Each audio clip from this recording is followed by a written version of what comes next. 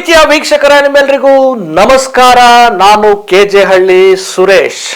ಸ್ನೇಹಿತರೆ, ಈಗ ಭಾರತದ ಎಲ್ಲ ಜನರು ಈ ಮೋದಿ ಸರ್ಕಾರವನ್ನ ಒಂದು ಆಗ್ರಹ ಪಡಿಸ್ಬೇಕು. ಯಾಕೆಂದ್ರೆ ಇವರು ಅತಿಯಾದ ದೇಶಭಕ್ತಿ, ಆಮೇಲೆ ಹಸುವನ್ನ ನಮಗೆ ಅದು ದೈವ, ನಮ್ಗೆ ಅದು ಪೂಜ್ಯ ಭಾವನೆ, ಬಹಳ ಅದನ್ನ ನಿಷೇಧ ಮಾಡಬಾರ್ದು ಅಂತ ಹೇಳಿ ಈ ಚುನಾವಣೆ ಸಂದರ್ಭದಲ್ಲಿ ಇದು ಬಹಳ ಇರ್ಲೇಬೇಕು. ಗೋವು ಗೋವು ಗೋವು, ಈ ಹಸು, ಈ ಗೋವು ಇಲ್ಲ ಅಂದ್ರೆ ಇವರು ಎಲೆಕ್ಷನ್ ಅನ್ನ ಫೇಸ್ ಮಾಡೋದಿಲ್ಲ. ಅಂದ್ರೆ ಇವರು ಚುನಾವಣೆಯನ್ನ ಎದುರಿಸುವಲ್ಲಿ, ಭಾಷಣ ಮಾಡುವ ವಿಚಾರಗಳಲ್ಲಿ, ಜನರನ್ನ ಮರಳು ಮಾಡುವ ವಿಚಾರಗಳಲ್ಲಿ ಈ ಗೋವು ಕೂಡ ಒಂದು. ಈಗ ಪಶ್ಚಿಮ ಬಂಗಾಳದಲ್ಲಿ ಆ ಹಿಂದೂಗಳಿಗೆ ದೊಡ್ಡ ಬೆಂಕಿ ಬಿದ್ದಿದೆ.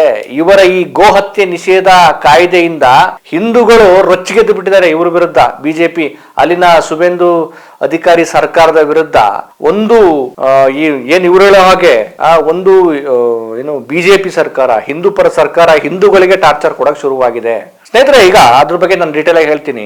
ಈಗ ಭಾರತದ ಎಲ್ಲ ಜನರು ಮತ್ತೆ ಮುಸ್ಲಿಮರು ಒಳಗೊಂಡಾಗೆ, ಮುಸ್ಲಿಂ ಸಮುದಾಯದ ಧಾರ್ಮಿಕ ಮುಖಂಡರು ಒಳಗೊಂಡಾಗೆ ಎಲ್ಲರೂ ಕೂಡ ಈಗ ಗೋವನ್ನ ನೀವು ರಾಷ್ಟ್ರೀಯ ಪ್ರಾಣಿಯನ್ನಾಗಿ ಘೋಷಣೆ ಮಾಡಿ ಅಂತೇಳಿ ಆಗ್ರಹ ಪಡಿಸ್ಬೇಕು. ಆಮೇಲೆ ಮೋದಿಯನ್ನ ಬೆಂಬಲಿಸುವಂತ ಅವರ ಭಕ್ತ ಮಂಡಳಿ, ಭಕ್ತಾದಿಗಳು, ಆಮೇಲೆ ಅವರ ಹಿಂಬಾಲಕರು, ಅನುಯಾಯಿಗಳು ಎಲ್ಲರೂ ಈಗ ನಿಮ್ಮ ಸರ್ಕಾರ ಇದೆ, ನಿಮ್ಮದೇ ಪ್ರಧಾನಿಗಳಿದ್ದಾರೆ, ಆಮೇಲೆ ಈ ಗೋವನ್ನ ನೀವು ಬಹಳ ಪೂಜ್ಯ ಭಾವನೆಯಿಂದ ನೋಡ್ತಾ ಇದ್ದೀರಿ.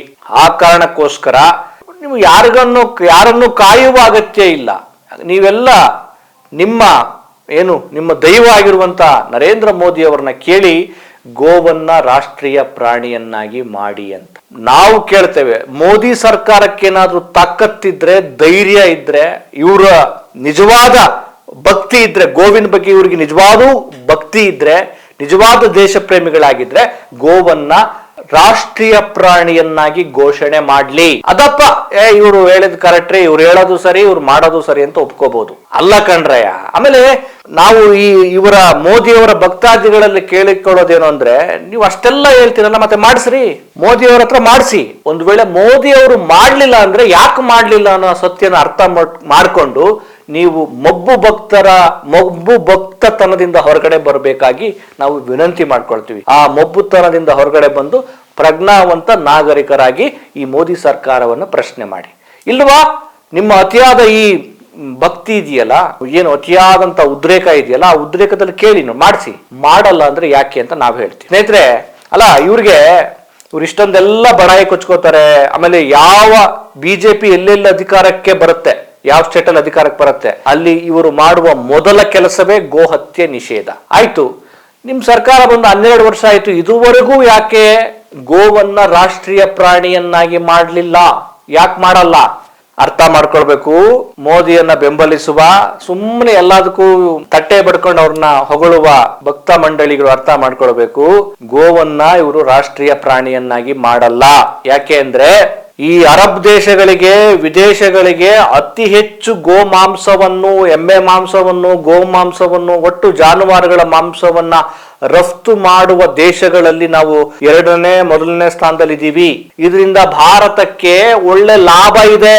ನೋಡಿ, ಗೋಮಾತೆಯ ಮಾಂಸವನ್ನ ವಿದೇಶಗಳಿಗೆ ಮಾರಿ ಅದರಲ್ಲಿ ಇವ್ರು ಲಾಭ ಮಾಡ್ತಾರಲ್ಲ, ಇವ್ರನ್ನ ದೇಶಭಕ್ತರು ಅಂತ ಅನ್ನಕ್ಕಾಗತ್ತಾ? ನೋಡಿ, ಅರ್ಥ ಮಾಡ್ಕೊಳ್ಳಿ ಭಕ್ತಾದಿಗಳೇ. ನೋಡಿ, ನೀವು ಪೂಜಿಸುವಂತ ಈ ಗೋಮಾತೆಯನ್ನ ಕತ್ತರಿಸಿ ಆ ಮಾಂಸವನ್ನ ಹೊರಗಡೆ ವಿದೇಶಗಳಿಗೆ ಕಳಿಸಿ ಅಲ್ಲಿ ಆ ಒಂದು ದುಡ್ಡಲ್ಲಿ ಇವರು ಅಧಿಕಾರ ನಡೆಸ್ತಾರೆ ಅಂದ್ರೆ ಇದು ನ್ಯಾಯನಾ, ನೀತಿನಾ? ಇದನ್ನ ನೀವೆಲ್ಲ ಅರ್ಥ ಮಾಡ್ಕೊಳ್ಬೇಕು. ಆಮೇಲೆ ಭ್ರಷ್ಟಾಚಾರಗಳು ಯಾವ ಮಟ್ಟಕ್ಕಿದೆ ಅಂದ್ರೆ, ಈ ಗೋಮಾಂಸವನ್ನ ವಿದೇಶಗಳಿಗೆ ರಫ್ತು ಮಾಡುವಂತ ಈ ಬೀಫ್ ಎಕ್ಸ್ಪೋರ್ಟ್ ಕಂಪನಿಗಳಿದಾವಲ್ಲ, ಆ ಕಂಪನಿಗಳು ಯಾರವಂತ ಅನ್ಕೊಂಡಿರಿ? ಆ ಎಲ್ಲಾ ಕಂಪನಿಗಳು ಬಿಜೆಪಿ ಪಕ್ಷಕ್ಕೆ ಸಂಬಂಧಪಟ್ಟ ಮತ್ತೆ ಈ ಬಿಜೆಪಿ ಪಕ್ಷಕ್ಕೆ ಬೆಂಬಲಿಸುವಂತ ಉದ್ಯಮಿಗಳದ್ದಾಗಿದೆ. ಇದನ್ನ ಅರ್ಥ ಮಾಡ್ಕೊಳ್ಳಿ. ಯಾವ ಸೀಮೆ ದೇಶಭಕ್ತಿ, ಯಾವ ಸೀಮೆ ದೈವ ಭಕ್ತಿ, ಗೋಭಕ್ತಿ, ಇವ್ರದೆಲ್ಲ ಬೂಟಾಟಿಕೆಗಳು, ಇವರೆಲ್ಲ ನಾಟಕ ಆಡ್ತಾರೆ. ಆಮೇಲೆ ಇನ್ನೊಂದೇನು ಅಂದ್ರೆ, ಇವ್ರು ಕಾಣಿಕೆಯನ್ನು ಕೂಡ ಪಡ್ಕೊಳ್ತಾರೆ.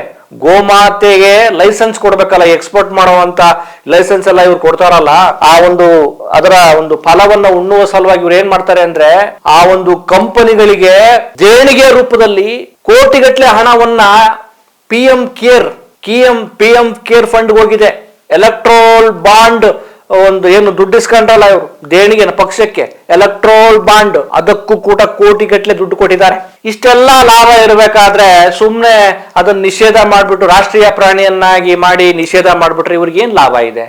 ಸುಮ್ಮನೆ ಈ ಮಬ್ಬು ಭಕ್ತರನ್ನ ಖುಷಿ ಪಡಿಸೋದಕ್ಕೆ, ಅವರ ಭಕ್ತ ಮಂಡಳಿಗಳನ್ನ ಖುಷಿ ಪಡಿಸೋದಕ್ಕೆ, ಅಮಾಯಕ ಜನರಲ್ಲಿ ಒಂದು ರೀತಿಯ ಭಾವನಾತ್ಮಕ ಧಾರ್ಮಿಕ ಭಾವನೆಯನ್ನು ಕೆರಳಿಸಿ ಓಟ್ ಹಾಕ್ಸ್ಕೊಳ್ಳೋದಕ್ಕೆ, ಗೋವು ನಮಗೆ ಬಹಳ ಭಕ್ತಿ, ದೈವ, ಒಂದ್ ಕಡೆ ದೈವ ಅನ್ನೋದು, ಇನ್ನೊಂದು ಕಡೆ ವಿದೇಶಗಳಿಗೆ ಅದನ್ನು ಮಾರಾಟ ಮಾಡಿ ದುಡ್ಡು ಮಾಡೋದು. ಏನ್ರಿ ಇದು?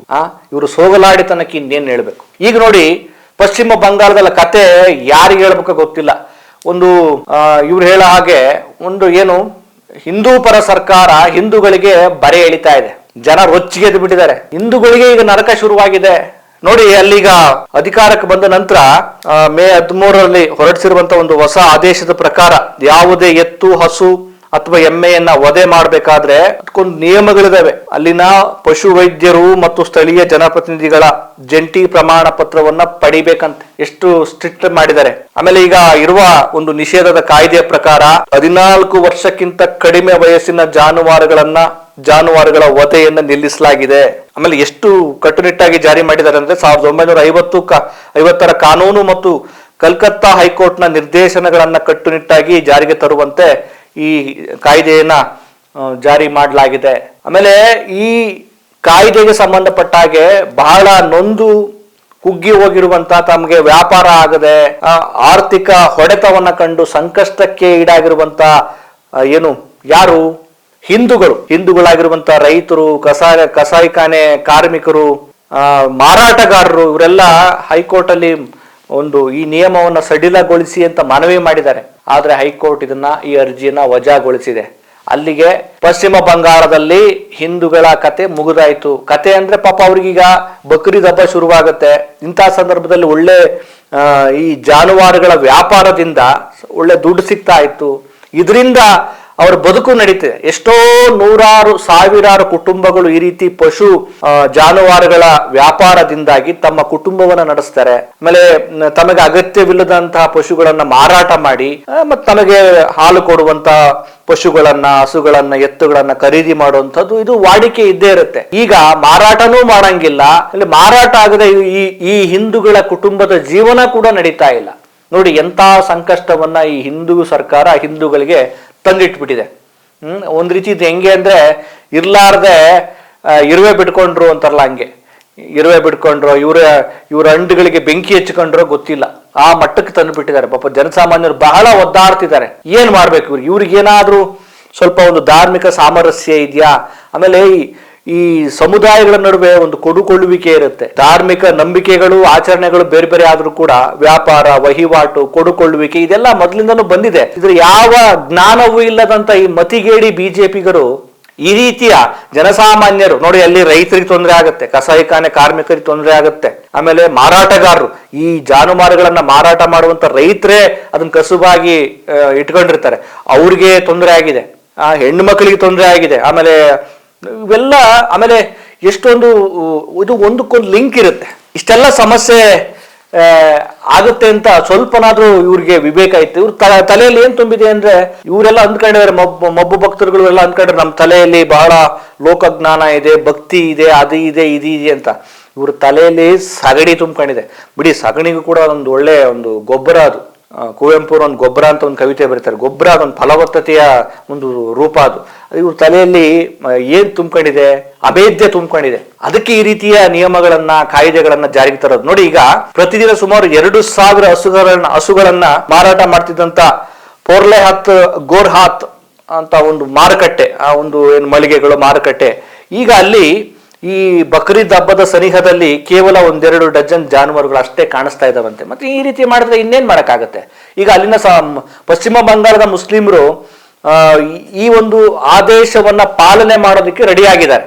ಅವರು ಈ ಬಕ್ರೀದ್ ಹಬ್ಬಕ್ಕೆ ಆಡು, ಕುರಿ ಅವುಗಳನ್ನ ಬಳಸೋದಕ್ಕೆ, ಬಲಿ ಕೊಡೋದಕ್ಕೆ ನಿರ್ಧಾರ ಮಾಡಿದ್ದಾರೆ. ಮತ್ತೆ ಈ ಹಸುಗಳನ್ನ ಅವರು ವಧೆ ಮಾಡದೇ ಇರೋದಕ್ಕೆ ಅವರು ಬದ್ಧರಾಗಿದ್ದಾರೆ. ಈಗ ಮುಸ್ಲಿಮರು ಹಿಂದೂಗಳಿಂದ ಆ ಹಸುಗಳನ್ನ ಪಡೆದುಕೊಂಡು ವ್ಯಾಪಾರ ಮಾಡಿದ್ರೆ ಹಿಂದೂಗಳ ಬದುಕು ನಡೆಯುತ್ತೆ, ಅವ್ರ ಜೀವನ ನಡೆಯುತ್ತೆ, ಅವ್ರ ಕುಟುಂಬಗಳ ದಿನನಿತ್ಯದ ಬದುಕು ಸಾಗುತ್ತೆ. ಆದ್ರೆ ಈ ಅವಿವೇಕಿಗಳು, ಈ ಮತಿಗೇಡಿಗಳು, ಇವರ ಈ ನಿರ್ಧಾರಗಳಿಂದ ಪಾಪ ಅಲ್ಲಿನ ಪಶ್ಚಿಮ ಬಂಗಾಳದ ಹಿಂದೂಗಳು, ಮಹಿಳೆಯರು, ರೈತರು, ಕಾರ್ಮಿಕರು ಒದ್ದಾಡ್ತಿದ್ದಾರೆ.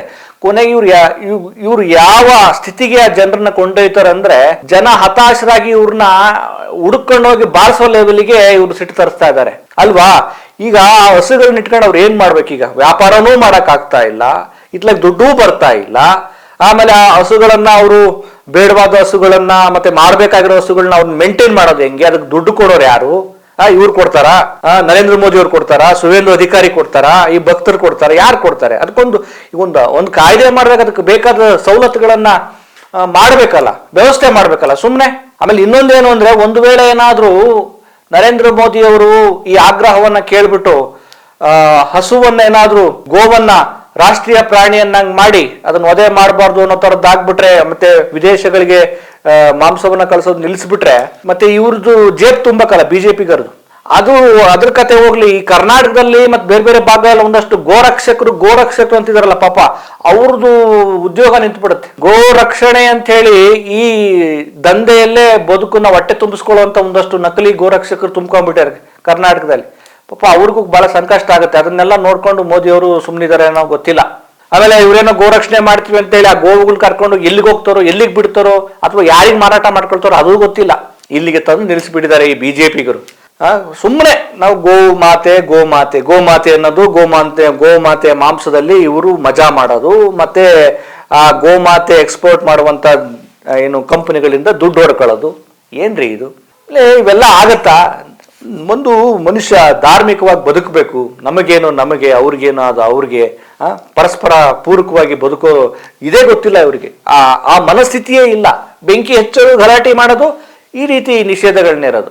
ಆಯ್ತಪ್ಪ, ಗೋವಿನಿಂದ ಎಷ್ಟೆಲ್ಲ ಇದಾಗುತ್ತೆ ಗೊತ್ತಾ? ಅದ್ರ ಮೂಳೆಗಳಿಂದ, ಗೋವಿನ ಮೂಳೆಯಿಂದ ಸಕ್ಕರೆಗೂ ಅದನ್ನ ಬಳಸ್ತಾರೆ, ತುಪ್ಪ ಡಾಲ್ಡಾ ಬಳಕೆ ಮಾಡೋಕೆ ಬಳಸ್ತಾರೆ, ಇನ್ನೇನೇನೋ ಬಳಕೆ ಮಾಡ್ತಾರೆ. ಅದು ಮತ್ತೆ ಟೂತ್ ಪೇಸ್ಟ್ ಅಲ್ಲೂ ಕೂಡ ಗೋವಿನ ಏನು ಪುಡಿಯನ್ನು ಕೂಡ ಬಳಸ್ತಾರೆ ಅಂತ ನಾನು ಕೇಳ್ಪಟ್ಟಿದ್ದೀನಿ, ನೋಡಿದೀನಿ. ಮತ್ತೆ ಈಗ ಅದನ್ನೆಲ್ಲ ಬಳಸ್ತಿರಲ್ಲ, ಮತ್ತೆ ಬಿಟ್ಬಿಡಿ ಓಲಿ. ಆಮೇಲೆ ಬೆಲ್ಟ್, ಚರ್ಮಗಳು, ಈ ಚರ್ಮದಿಂದ ಬೆಲ್ಟ್ ಮಾಡೋದು, ಅದೆಲ್ಲ ನಾವು ನೋಡ್ತಿದೀವಿ. ಹಾಗಾಗಿ ಈಗ ಏನ್ ಮಾಡ್ಬೇಕು ಅಂದ್ರೆ, ಇವೆಲ್ಲ ಇದರಲ್ಲ ಇವರು ಭಕ್ತರುಗಳು, ಈ ಜನರು, ಬಿಜೆಪಿಗರು ಮತ್ತೆ ನರೇಂದ್ರ ಮೋದಿ ಪಟಾಲಂನವ್ರು ಏನ್ ಮಾಡ್ಬೇಕು, ಏನು ನೈಸರ್ಗಿಕವಾದಂತ ಒಂದು ಏನು ಯಾವ ತರದ್ದು ಜೀನ್ಸ್ ಪ್ಯಾಂಟ್ಗಳು ಮಾಡ್ಕೊತೀರಾ ನೋಡಿ, ಏನಾದ್ರು ಬಾಳೆ ಎಲೆ ಜೀನ್ಸ್ ಪ್ಯಾಂಟ್ ಮಾಡ್ಕೋತೀರಾ, ಎಲ್ಲವೂ ಕೂಡ ನ್ಯಾಚುರಲ್. ವಿವೇಕ ಇಲ್ಲ ಇವರಿಗೆ, ಲೋಕಜ್ಞಾನ ಇಲ್ಲ. ಎಲ್ಲಾ ಅಲ್ಟಿಮೇಟ್ ಆಗಿ ನಮಗೆ ಮನುಷ್ಯ, ಮಾನವ ಕುಲ ತಾನೊಂದೇ ಓಲಮ್ಮ, ಜೀವಪರವಾದ ನಿಲುವೆ ಸಕಲ ಜೀವಾತ್ಮರಿಗೆ ಲೇಸನೆ ಬಯಸುವನೇ ಕುಲಜರು ಅಂತ ಹೇಳ್ಬಿಟ್ರು. ಪ್ರಾಣಿ ಪಕ್ಷಿ ಎಲ್ಲರಿಗೂ ಒಂದು ಲೇಸ್ ಬಯಸ್ಬೇಕು. ಅದ್ರಲ್ಲಿ ಇವರು ಒಂದು ಪ್ರಾಣಿನ ಒಂದು ಪೂಜ್ಯ ಭಾವನೆ ಅಂತ ಹೇಳೋದು. ಆ ಪ್ರಾಣಿಯಿಂದ ಇವ್ರ ಬದುಕು ನಡೆಯುತ್ತೆ, ಇವ್ರು ಹೊಟ್ಟೆ ತುಂಬಿಸ್ಕೊಳ್ತಿದ್ದಾರೆ. ಆ ಪ್ರಾಣಿಯಿಂದ ಇವ್ರು ಅಧಿಕಾರಕ್ಕೆ ಬರ್ತಾರೆ, ಆ ಪ್ರಾಣಿಯ ಮಾಂಸದಿಂದ ಇವ್ರು ದುಡ್ಡು ಹೊಡಿತಾರೆ. ಜನ ಅರ್ಥ ಮಾಡ್ಕೊಳ್ಬೇಕು. ಪಶ್ಚಿಮ ಬಂಗಾಳದ ಕತೆ, ಪಾಪ ಅಲ್ಲಿನ ಹಿಂದೂಗಳ ಕತೆ ಯಾರಿಗೂ ಹೇಳ್ತಿರೋದು. ನೋಡೋಣ ಮುಂದೇನಾಗುತ್ತೆ. ಮತ್ತೊಂದು ವಿಚಾರದೊಂದಿಗೆ ನಿಮ್ಮನ್ನು ಭೇಟಿ ಮಾಡ್ತೇನೆ. ನಮಸ್ಕಾರ.